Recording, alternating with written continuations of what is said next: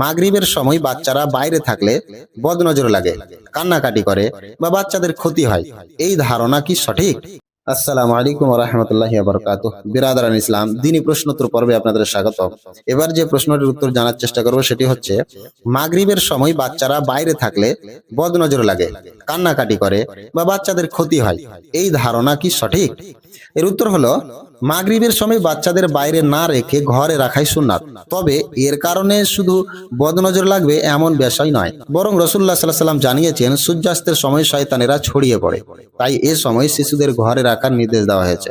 রাসূল সাল্লাল্লাহু আলাইহি ওয়াসাল্লাম বলেছেন, ইযা কানা জানহুল লাইলি আও আমসাইতুম ফাকুফু সিবিয়ানাকুম ফাইন্না শায়াতিনা তানতাশিরু হিনাইদিন। অর্থাৎ রাত্রি যখন ঘনীভূত হবে অথবা তোমরা যখন সন্ধ্যায় উপনীত হবে, তখন তোমরা তোমাদের সন্তানদের ঘরে রাখবে, কারণ এ সময় শয়তানেরা ছড়িয়ে পড়ে। রাত্রির কিছু সময় অতিবাহিত হলে তাদের বাইরে যেতে দেওয়া যায়। একই সঙ্গে আল্লাহর নাম নিয়ে দরজা বন্ধ করা, পানি পাত্রের মুখ বন্ধ করা এবং খাবারের পাত্র ঢেকে রাখার নির্দেশও এসেছে। সহিহ বুখারী হাদিস নম্বর 3280।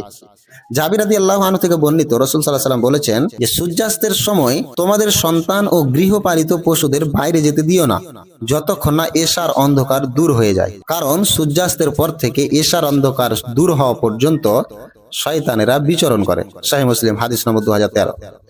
তাহলে বদনজরের বিষয়টি কি?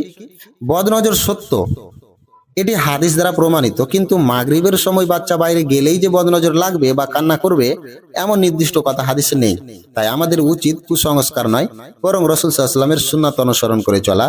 ইবনে বাত্তাল রাহিমাহুল্লাহ ও ইবনে আব্দুল বার রাহিমাহুল্লাহ উল্লেখ করেছেন যে এই হাদিসের মাধ্যমে সন্ধ্যার সময় শিশু ও গৃহপালিত পশুকে ঘরে রাখা এবং রাতের শুরুতে আল্লাহর নাম নিয়ে দরজা বন্ধ রাখার বিষয়টি বোঝা যায়।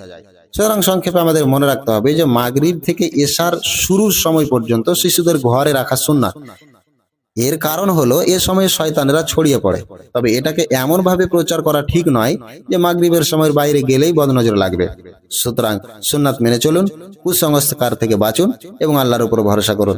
আল্লাহ পাক আমাদের সন্তান সন্ততিকে সব ধরনের অনিষ্ট ও ফিতনা থেকে হেফাজত রাখুন। আমিন। আসসালামু আলাইকুম ওয়া রাহমাতুল্লাহি ওয়া বারাকাতুহু।